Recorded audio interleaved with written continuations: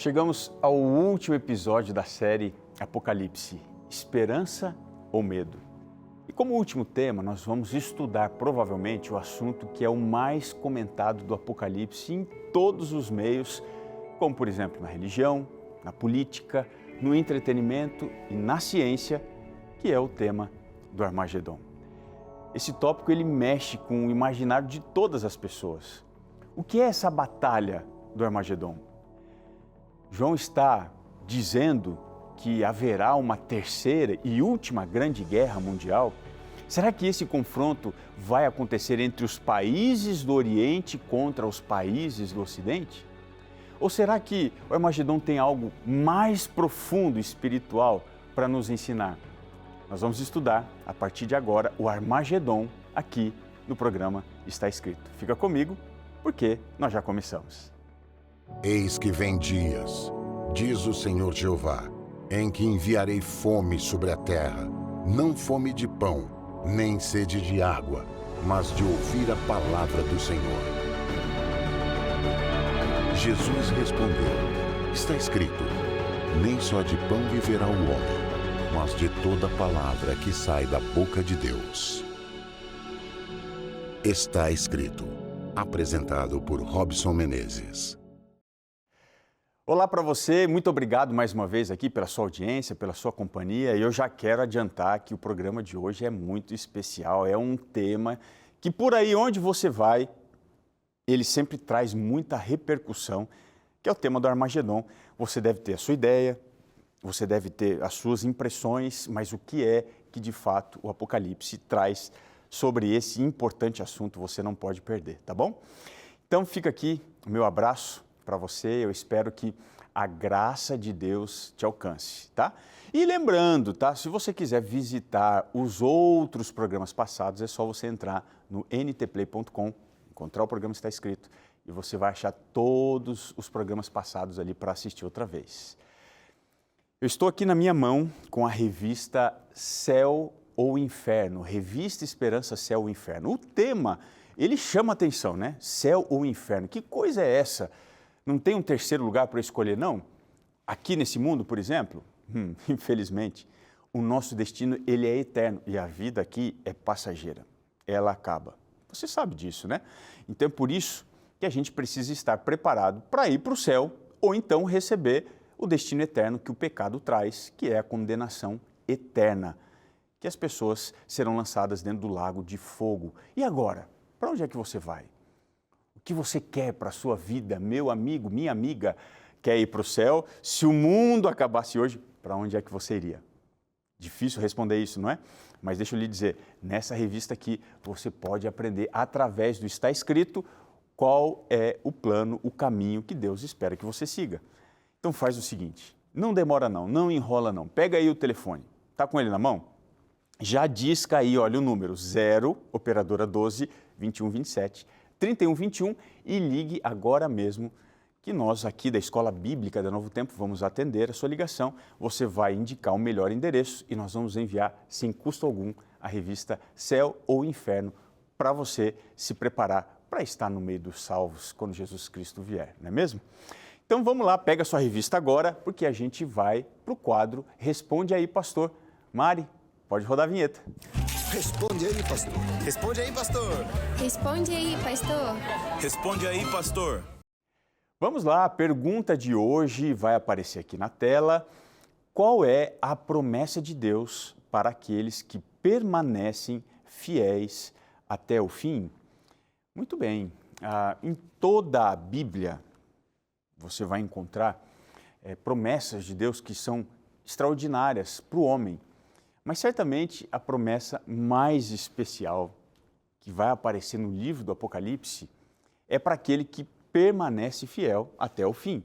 Olha só que interessante, se você está com a Bíblia aí, me acompanhe lá em Apocalipse 2, o verso 10. Diz assim, sê fiel até a morte e dar-te-ei a coroa da vida.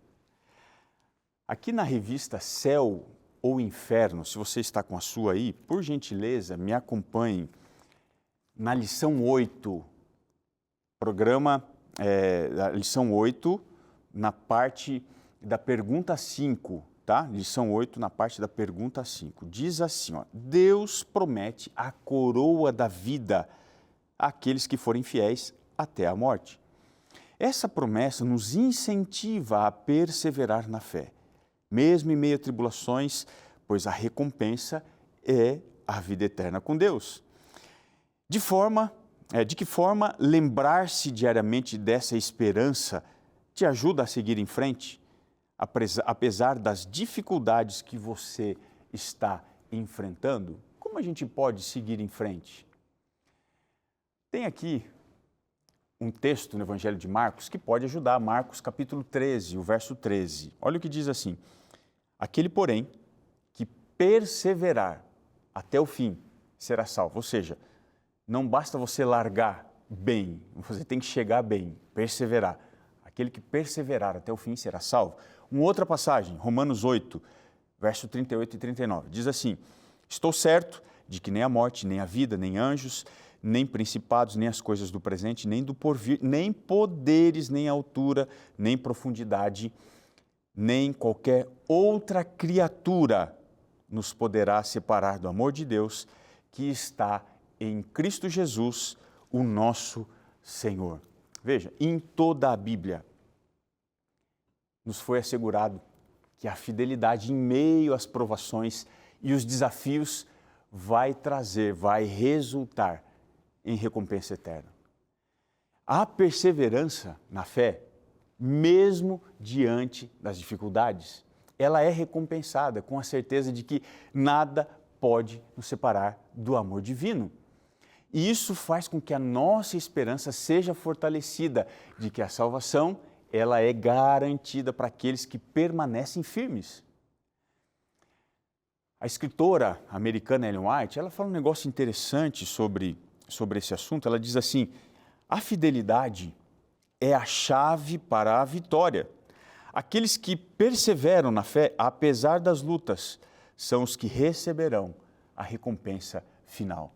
Veja que a vitória final, ela não é apenas uma promessa, é uma realidade para aqueles que se mantêm firmes até o fim.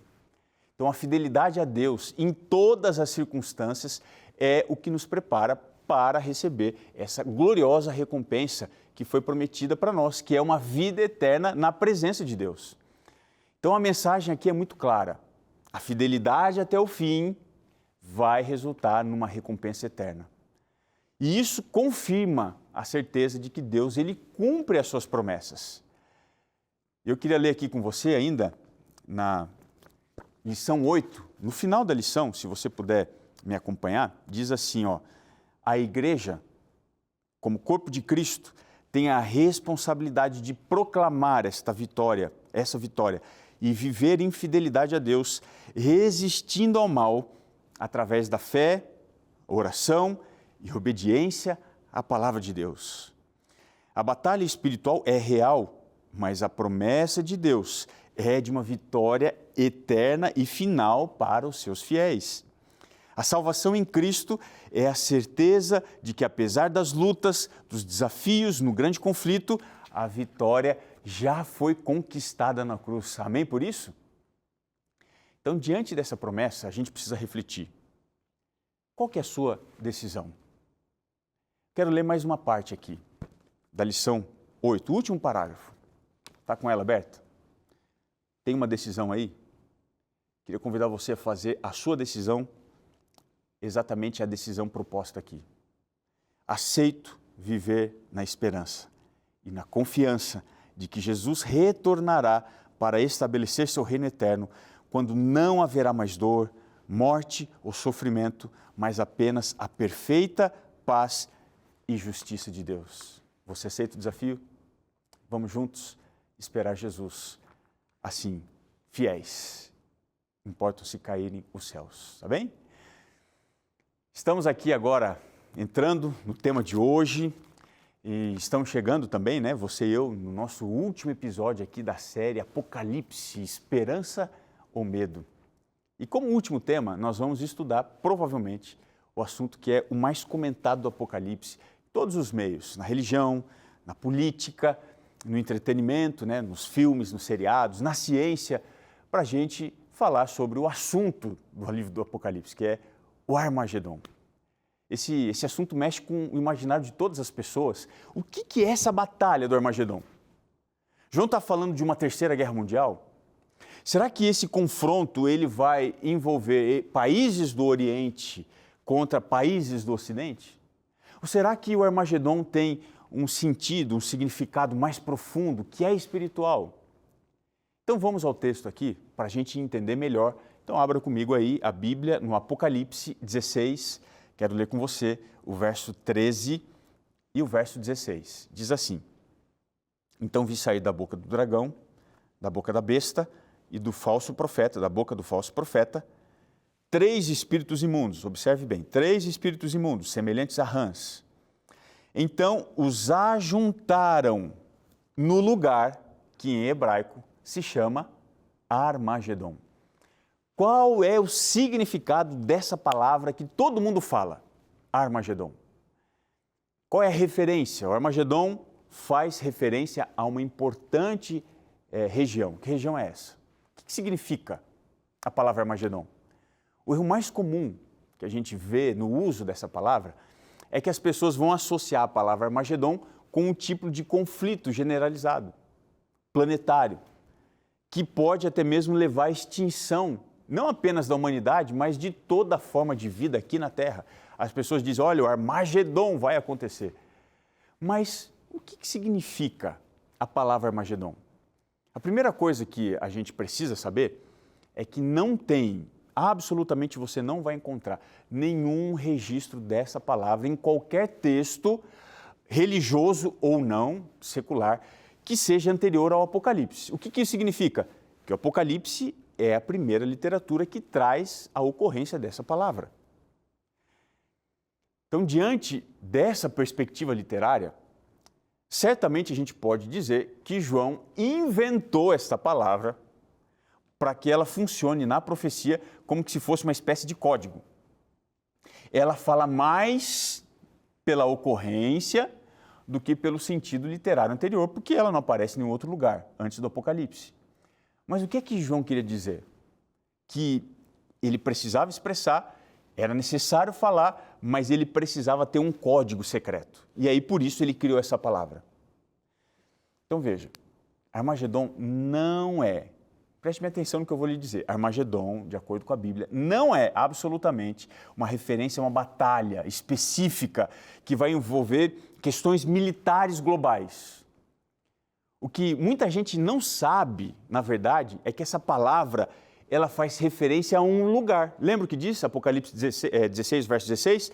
E os reuniram, os ajuntaram num lugar. Como assim? Literalmente, a palavra, o termo Armagedon, significa montanha de Megido. 2 palavras João usou para formar Armagedon. A palavra Har e Magedon. Montanha, Har, Magedon, Megido. Então, diante dessa informação, provavelmente você pode pensar que é só encontrar esse lugar que a gente ia saber onde que vai acontecer a batalha final da humanidade. Mas sabe qual que é o problema? Esse lugar não existe. Megido existe, ou existiu, e era uma cidade que ficava assim, numa pequena elevação, nos limites de uma barreira chamada Jezreel. Aparece em muitos lugares da Bíblia. Só que nesse lugar tem uma cadeia de montanhas que é chamada de Carmelo.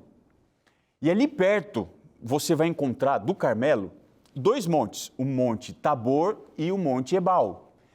E entre esses montes tem aquilo que é chamado de um vale. Esse vale é um vale fértil, que é cercado por montanhas. E o Monte Carmelo é o mais famoso de todos os montes, de todas as montanhas, e é o que está mais próximo também. E é a montanha onde você pode ver dali a cidade de Megido. Então, compreendendo isso, o Armagedon, ele não significa um conflito militar que vai opor os exércitos humanos das nações. Não é isso que a palavra faz alusão. É algo muito mais importante que aconteceu naquela montanha de Megido e que Muito provavelmente é uma referência ao Monte Carmelo. Aqui está o código que João criou. Mas como é que isso vai nos ajudar a compreender essa batalha final da humanidade? Então vamos entender aqui que o Armagedon é uma batalha entre verdade e mentira. A primeira lição que a gente deve compreender é que João, aqui no Apocalipse, ele não estava assim apontando uma guerra cósmica, planetária, que quando a gente observasse, a gente deveria se preparar, porque essa guerra seria capaz de destruir a vida na Terra. O que João está querendo dizer é que essa batalha era uma batalha espiritual, onde a verdade e a mentira, elas entrariam em disputa. Então, de acordo com os versos que a gente leu há pouco aqui, a visão de João vai colocar a trindade satânica reunida com os seus seguidores e com os seus exércitos para pelejar contra a trindade divina e os seus seguidores e os seus exércitos. Então vai ser o momento em que verdade e mentira, representados aqui na liderança da trindade satânica, o dragão, o besta, o falso profeta, contra a trindade divina, o Pai, o Filho e o Espírito Santo. Então nessa batalha, o Apocalipse, ele nos fala de 3 espíritos imundos que são semelhantes a rãs. E isso aqui se refere ao último grande engano de Satanás nesse mundo. Pois a praga das rãs, lá no Êxodo, lá no Antigo Testamento, foi a última contrafação, foi o último engano que os magos de Faraó conseguiram imitar dos juízos divinos, quando as 10 pragas estavam caindo. Você pode voltar lá no Êxodo, capítulo 7, 8, você vai ver que são 3 enganos, e o último engano é relacionado às rãs, o aparecimento das rãs. O que o Apocalipse está dizendo? Que o último engano que o Apocalipse menciona não é nada do que a gente faz questão, às vezes, de dizer que vai acontecer. Então, esse engano, ele envergonha, a ideia do Apocalipse envergonha essas nossas ideias pessoais, próprias, sensacionalistas, que a gente apresenta aí como se fosse, olha, chegou o tempo do fim. O que nós encontramos no Apocalipse é uma falsa trindade, que vai estar operando. Que falsa trindade é essa? O dragão, a besta do mar e a besta da terra. Esse aqui, poder, vai estar associado, ou vai associar o diabo junto com poderes políticos, religiosos, como já aconteceu nos reinos passados. E isso aqui vai tentar fazer com que as pessoas sejam desencaminhadas, o povo de Deus seja destruído, a verdade também seja destruída. Os 3 espíritos imundos, que são semelhantes a rãs, eles podem ser entendidos nas filosofias, nas ideologias, que têm como objetivo subverter a palavra de Deus e ir aos reis do mundo inteiro para reunirem todas as pessoas para a batalha do grande dia do Deus Todo-Poderoso. É isso que aparece lá em Apocalipse 16, o verso 14. Você consegue perceber? Assim como que a verdadeira trindade, ela envia, no tempo do fim, 3 mensagens angélicas, como advertência para o mundo inteiro. Isso está lá em Apocalipse 14, do verso 6 até o verso 12. A trindade falsa também tem um movimento de contrafação muito parecido na sua obra de engano. Então, um grupo, o povo de Deus, que vai proclamar a mensagem do Evangelho Eterno, que são as 3 mensagens angélicas, vai se defrontar com outro grupo, que é o grupo do engano, que vai seduzir as pessoas para tomarem um lado errado nesse conflito. Os 3 espíritos imundos, que são semelhantes a rãs, eles vão aparecer nessa condição de contradição das advertências que estão sendo proclamadas pelas 3 mensagens angélicas. É uma contrafação. Então, esses espíritos, eles são agentes de engano da trindade satânica.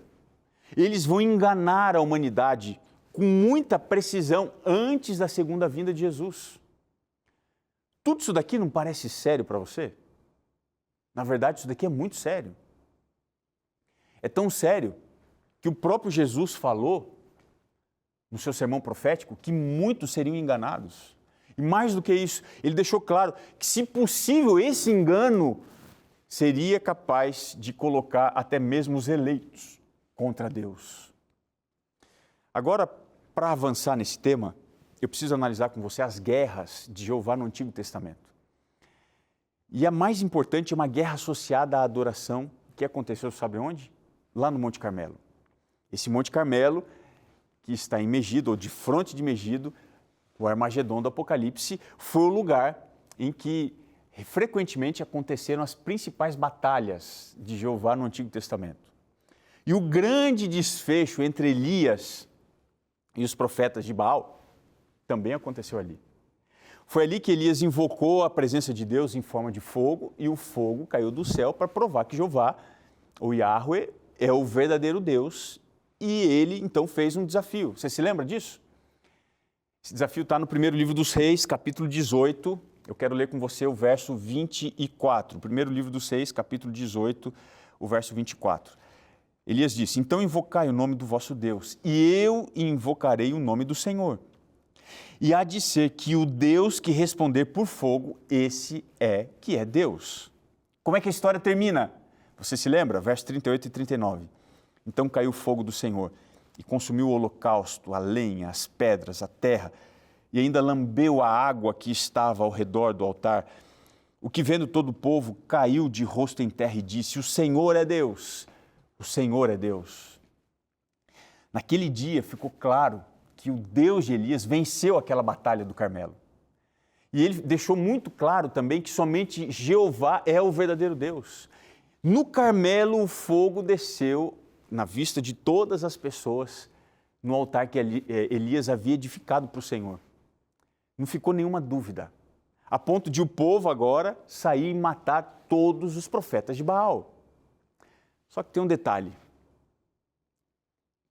No caso da batalha do Armagedon, o contexto do Apocalipse vai descrever que na batalha final o fogo vai cair no altar errado. Como assim? Apocalipse 13, o verso 13, diz assim: também opera grandes sinais, de maneira, preste atenção, que até fogo do céu faz descer a terra diante dos homens. João, com dramaticidade aqui no Apocalipse, vai descrever que na batalha final, o fogo vai descer no altar errado. O altar errado vai dar sinais de veracidade, entre aspas aqui eu estou dizendo. A batalha do Armagedon inclui aqui uma ação enganosa, sutil, sagaz de Satanás, dos seus aliados. O mundo vai presenciar o confronto entre o Deus verdadeiro e a contrafação. E nessa batalha, as coisas não são como elas aparentam ser. O bem parece o mal e o mal parece o bem. O fogo cai no altar errado e isso vai causar uma destruição muito grande, com muita intensidade, quando o fogo cair do céu, de acordo com Apocalipse 13, o verso 13. Como é que vai ser isso? Satanás vai fazer milagres, sinais, prodígios. Olha o que Paulo fala sobre esse mesmo assunto, na segunda carta aos Tessalonicenses, capítulo 2, o verso 9. Ele diz assim: ora, o aparecimento do iníquo é segundo a eficácia de Satanás, com todo o poder, sinais, prodígios da mentira, com todo engano de injustiça aos que perecem, porque não acolheram o amor da verdade para serem salvos. Por esse motivo, pois, que Deus lhes manda a operação do erro, para darem crédito à mentira. Na verdade, nós já estamos vivendo nesse tempo. O mundo ele está preparado para uma grande obra de engano. A maioria das pessoas em nossa cultura crê apenas naquilo que elas veem, ouvem, naquilo que elas tocam, naquilo que elas sentem. Elas vivem no nível dos sentidos. Para ela, a realidade, ou para esse tipo de gente, a realidade ela é baseada naquilo que você pode perceber, mas as Escrituras, elas dizem que na última crise da terra, aqueles que viveriam pelos sentidos seriam facilmente enganados. Nós estamos diante de uma batalha de dois sistemas. O Armagedon, queridos, é uma batalha pela adoração. Ao descrever as cenas finais da história, o Apocalipse ele está retratando uma grande polarização. De um lado estão os adoradores de Deus, do Cordeiro, e do outro lado estão os adoradores da Trindade satânica, o dragão, a besta, o falso profeta, a besta do mar. a besta da terra. De um lado, as 3 mensagens angélicas e do outro, os 3 espíritos imundos semelhantes a rãs. Observe que em Apocalipse 13 e no Apocalipse 14, a palavra adoração ela aparece 8 vezes. É o foco principal do conflito final. A adoração é a palavra mais importante desta parte do livro. A adoração dividiu a humanidade em 2 altares. E isso acontece desde Caim e Abel, você se lembra? Em Gênesis 4. De lá para cá, todos nós vivemos entre 2 altares. Lá no Carmelo, o conflito estava relacionado com a adoração. 2 altares, de Baal e o altar de Senhor. Lá no campo de Dura, a questão também era a mesma, adorar a imagem de Babilônia ou permanecer fiel a Deus. A adoração ao verdadeiro Deus é o ponto mais sensível para todos nós. Esta é a cena por trás da imagem da besta também no livro do Apocalipse. E aí, diante de tudo isso, eu quero refletir com você o seguinte. O Apocalipse está falando que o Armagedon é uma batalha final, uma guerra mundial, países do Oriente contra os países do Ocidente? Claro que não. A batalha, meu amigo, é muito mais profunda. É uma batalha que acontece aqui dentro da mente. Quem é que você adora? Por que você adora? Quando você adora? Essa é a questão que você precisa decidir. Quem que você está servindo? Em que altar você deposita a sua devoção? A quem você acredita os seus planos e sonhos? O Armagedon é a história chegando no seu ponto final, mostrando que tipo de adoradores a humanidade se divide. Nós estamos aguardando a vinda de Jesus. Nós não apenas acreditamos que o fim de todas as coisas está próximo, nós devemos hoje estar cheios do Espírito Santo, para que quando o Senhor aparecer, nós estejamos prontos para adorá-lo em espírito e em verdade. Ele te escolheu. Agora você pode viver esse plano. Não importa o que você esteja fazendo, viajando, trabalhando, onde você estiver pregando a palavra de Deus, você precisa estar pronto quando Jesus aparecer e dizer assim: aí está o Deus que eu esperava, Ele me salvará. As Escrituras apontam o fim da história humana como sendo o momento em que a razão humana vai enganar as pessoas. Mas a palavra de Deus, o está escrito, ele exalta a verdade acima da nossa falha razão. Que você consiga viver como o salmista disse: uns confiam em carros, outros em cavalos, mas nós confiamos, nos gloriamos no Senhor, nosso Deus. Que a sua confiança seja somente no Senhor dos exércitos. Você pode orar comigo? Senhor, nós não queremos confiar em nada mais, a não ser nas Tuas poderosas mãos e na salvação que o Senhor nos oferece. Escolhemos o altar da verdade, custe o que custar. Por isso, nesta oração, pontuamos a nossa decisão ao lado do céu, da verdade e da eternidade. No nome de Jesus, nós oramos. Amém, Senhor. Nosso programa está terminando, mas eu queria te lembrar que está escrito: nem só de pão viverá o homem, mas de toda a palavra que procede da boca de Deus. Um abraço para você e até o nosso próximo encontro.